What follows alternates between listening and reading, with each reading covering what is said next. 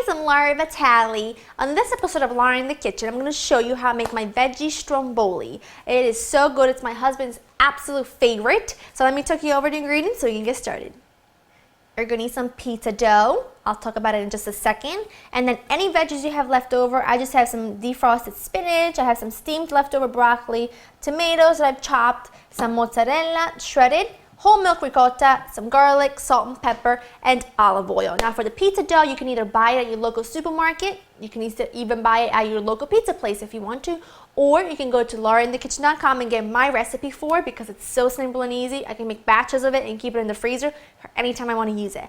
Now for the veggies, I'm using this particular combination because it's my husband's absolute favorite combination when it comes to veggies on his pizza or on his stromboli or whatever. He just loves it. So what I did is I took a little box of frozen spinach.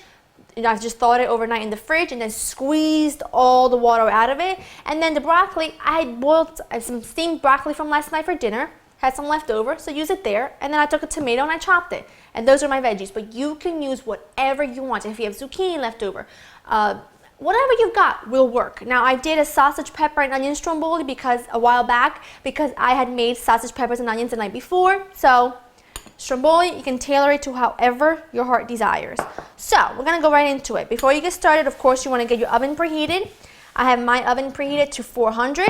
I have a baking sheet here that's been lined with parchment paper. And now we're gonna work on the dough.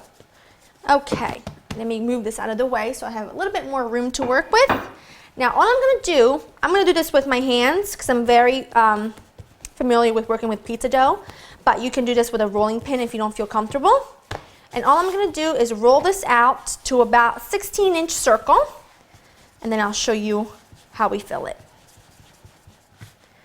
Okay, now that you have that done, at the edge closest to you is where we're going to work. So I'm going to don't worry about the dough because we're going to stretch it. So don't worry about it. You're going to take some mozzarella and make sure you use the dried mozzarella and not the wet kind because the wet kind, although it's delicious, it's got way too much moisture and would completely cause a huge problem. So you have that. Now to that, I'm going to add in some ricotta. Again, optional.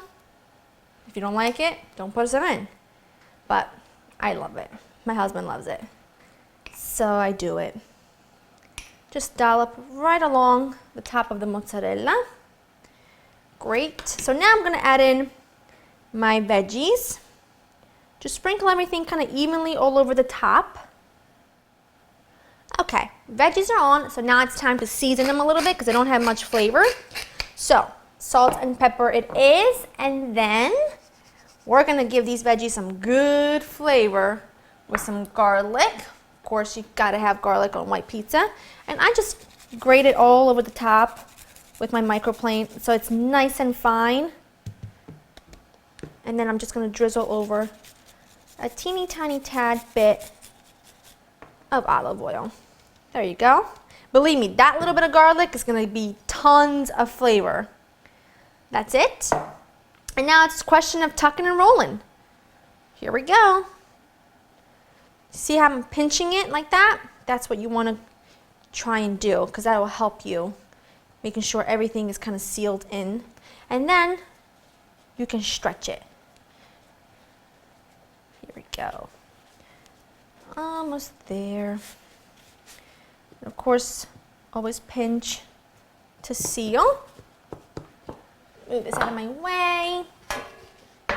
Bring that closer to me. Seal the edges. You can cut a little extra if you have extra dough. There we go. Lay it right on there.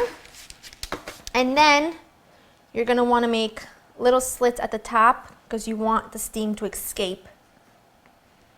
Here we go. That looks good to me.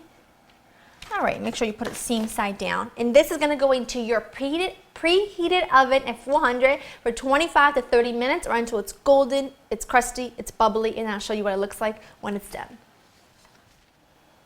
My stromboli baked for a half an hour and I've let it cool for about 5 minutes and it is just perfection.